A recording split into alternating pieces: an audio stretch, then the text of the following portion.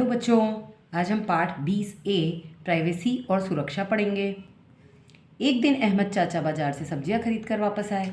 जब उन्होंने फ़ोन निकालने के लिए हाथ अपनी जेब में डाला तो उन्हें अपना फ़ोन नहीं मिला। उन्होंने अपनी सारी जेबें देख ली पर फ़ोन कहीं नहीं मिला। उन्होंने घर से बाजार वाले रास्ते पर वापस जाकर भी देखा, सब्जी मंडी में दुकानदारों से भी पूछा पर फ़ोन नहीं मिला। यदि उनका फ़ोन किसी अनजान इंसान ने ले लिया तो किस प्रकार की हानि हो सकती है? यदि अहमद चाचा के फ़ोन में उनके बैंक अकाउंट, आधार कार्ड या किसी भी निजी डॉक्यूमेंट का विवरण है तो उस प्राइवेट जानकारी का गलत इस्तेमाल किया जा सकता है। हमसे जुड़ी कुछ खास जानकारियाँ जिन्हें हमें गोपनीय रखना चाहिए उन्हें प्राइवेट जानकारी कहते हैं। हमारी प्राइवेट जानकारी, हमें किस प्रकार की जानकारी अनजान लोगों के साथ साझा नहीं करनी चाहिए। पूरा नाम, पता, फ़ोन नंबर, जन्म तिथि, स्कूल का नाम, अपनी फ़ोटो, माता पिता अभिभावक का नाम, माता पिता अभिभावक का फ़ोन नंबर या कोई भी निजी दस्तावेज जैसे बैंक अकाउंट विवरण या आधार कार्ड इत्यादि। आइए एक छोटी सी कहानी पढ़ते हैं। रिया मध्य प्रदेश के एक गांव में रहती है। एक दिन शहर में रहने वाले चाचा उसके लिए एक टैबलेट खरीद कर लाए। रिया ने उत्साहित होकर टैबलेट में एक गेम खेलना शुरू कर दिया। अचानक से उस वेबसाइट पर एक लिंक आया जिसमें एक इनाम जीतने के लिए पूरा नाम, पता और फ़ोन नंबर पूछा गया। क्या रिया को उस लिंक पर क्लिक करना चाहिए? क्यों या क्यों नहीं? तो रिया को उस लिंक पर क्लिक नहीं करना चाहिए क्योंकि वह साइबर अपराधियों द्वारा भेजी गई लिंक हो सकती है। वो रिया की गोपनीय जानकारी लेकर उसे आर्थिक नुकसान पहुंचा सकते हैं। हमें अपनी प्राइवेट जानकारी ऑनलाइन साझा क्यों नहीं करनी चाहिए? क्योंकि यदि आप टैबलेट, स्मार्टफोन या कंप्यूटर का उपयोग करके किसी वेबसाइट या ऐप का उपयोग करते हैं तो यानी आप ऑनलाइन हैं। यदि आप ऑनलाइन कोई जानकारी साझा करते हैं तो यह भी प्राइवेट जानकारी को किसी अनजान व्यक्ति को बताने जितना ही हानिकारक हो सकता है। Think pair share. अपने साथी के साथ निम्न प्रश्नों पर चर्चा करें और अपने विचार यहाँ लिखें। हम अपने इलेक्ट्रॉनिक डिवाइस जैसे कि फ़ोन, लैपटॉप, टैबलेट की प्राइवेट जानकारी का दुरुपयोग होने से कैसे बचा सकते हैं? तो हमें इलेक्ट्रॉनिक डिवाइस की सुरक्षा हेतु मजबूत पासवर्ड का उपयोग करना चाहिए। 2 कारक प्रमाणीकरण सक्षम करें। संदिग्ध ईमेल और लिंक से सावधान रहें। सार्वजनिक वाईफाई नेटवर्क का इस्तेमाल सावधानीपूर्वक करें। क्या आप यह सीमित कर सकते हैं कि आपका डिवाइस कौन इस्तेमाल कर सकता है? कैसे? हाँ, हम यह सीमित कर सकते हैं कि हमारा डिवाइस कौन इस्तेमाल कर सकता है। हम डिवाइस में स्क्रीन लॉक लगा सकते हैं, अपने डिवाइस को गूगल अकाउंट से जोड़ सकते हैं, डिवाइस रिस्ट्रिक्शन का भी उपयोग कर सकते हैं।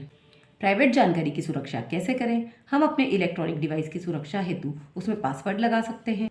पासवर्ड एक गोपनीय कोड होता है जो केवल आपको व आपके विश्वसनीय लोगों को ही पता होना चाहिए। यह आपके डिवाइस पर आपकी प्राइवेट जानकारी को सुरक्षित रखने में मदद करता है। हमें इसे नियमित रूप से बदलते रहना चाहिए। क्या आपने कभी अपने मोबाइल या अन्य इलेक्ट्रॉनिक डिवाइस पर पासवर्ड लगाया है? आप किस प्रकार का पासवर्ड लगाते हैं? हाँ, हमने अपने मोबाइल पर पासवर्ड लगाया है। हमने अल्फ़ाबेट, स्पेशल कैरेक्टर्स और नंबर्स को मिलाकर अपना पासवर्ड बनाया है। राहुल का पासवर्ड। राहुल का जन्म 21 जनवरी 2008 को हुआ। आसानी से याद रखने के लिए उसने अपना पासवर्ड 21 जनवरी 2008 रखा। राहुल के पासवर्ड बनाने के तरीके पर आपका क्या विचार है? तो राहुल को अपनी जन्म दिनांक आसानी से याद रहती है, इसी कारण उसने ऐसे पासवर्ड का उपयोग किया। क्या यह पासवर्ड सुरक्षित है? आप ये कैसे कह सकते हैं? यह पासवर्ड पूर्ण रूप से सुरक्षित नहीं है क्योंकि राहुल की जन्म दिनांक उसके कई परिचितों को ज्ञात है जिससे इसका दुरुपयोग किया जा सकता है। पासवर्ड को ज़्यादा सुरक्षित बनाने के लिए आप राहुल को क्या सुझाव देंगे? तो राहुल को अल्फ़ाबेट्स, स्पेशल कैरेक्टर्स और नंबर्स के साथ अपना पासवर्ड बनाना चाहिए जो एक मजबूत पासवर्ड होता है। पासवर्ड को सुरक्षित कैसे बनाएं? यदि हम अपना पासवर्ड ज़्यादा सरल रखते हैं तो कोई भी आसानी से उसका पता लगा सकता है। इसलिए यह आवश्यक है कि हम मजबूत पासवर्ड बनाएं। पासवर्ड को मजबूत बनाने के लिए नीचे दी गई कुछ सलाहों का पालन कर सकते हैं। सलाह 1, अपने पासवर्ड में अक्षर, संख्या और प्रतीकों का मिश्रण रखें। सलाह 2, इसे याद करने में सरल बनाएं। सलाह 3, अपने पासवर्ड को गुप्त रखें। आप क्या करेंगे यदि आपको ऑनलाइन एक मैसेज या ईमेल आता है जिसमें आपको बताया जाता है कि आप 1 लाख रुपए का इनाम जीत चुके हैं? 1 लाख पाने के लिए आपको केवल अपना पूरा नाम, अपनी आयु व अकाउंट संख्या साझा करना है। इस प्रकार के मैसेज या ईमेल फर्जी होते हैं। ये साइबर अपराधियों द्वारा धोखाधड़ी करने हेतु किए जाते हैं। प्रश्न क्रमांक 1, इनमें से कौन सी जानकारी प्राइवेट नहीं है? तो अखबार की खबर, आपका मोबाइल नंबर या आपके घर का पता। तो अखबार की खबर प्राइवेट नहीं है क्योंकि तो अखबार सबके पास आता है। प्रश्न क्रमांक 2, डैश एक गुप्त कोड होता है जो केवल आपको ही पता होना चाहिए। तो पासवर्ड एक ऐसा गुप्त कोड होता है जो हमें ही पता होना चाहिए। प्रश्न क्रमांक 4, निम्न दिए गए पासवर्ड मजबूत हैं या सरल? तो देखिए ये सिर्फ नंबर से बना है इसलिए सरल है। ये वाला जो पासवर्ड इसमें @ परसेंटेज का साइन और नंबर 2-3 चीज़ों का उपयोग किया गया तो ये मजबूत है। और ये सीधे सीधे अल्फ़ाबेट से है तो ये सरल है। प्रश्न क्रमांक 5, क्या आप अपना पासवर्ड किसी अनजान व्यक्ति के साथ साझा कर सकते हैं? क्यों या क्यों नहीं? तो हम अपना पासवर्ड किसी अनजान व्यक्ति के साथ साझा नहीं कर सकते। इसकी सहायता से कोई हमारे डिवाइस या साइट का दुरुपयोग कर सकता है।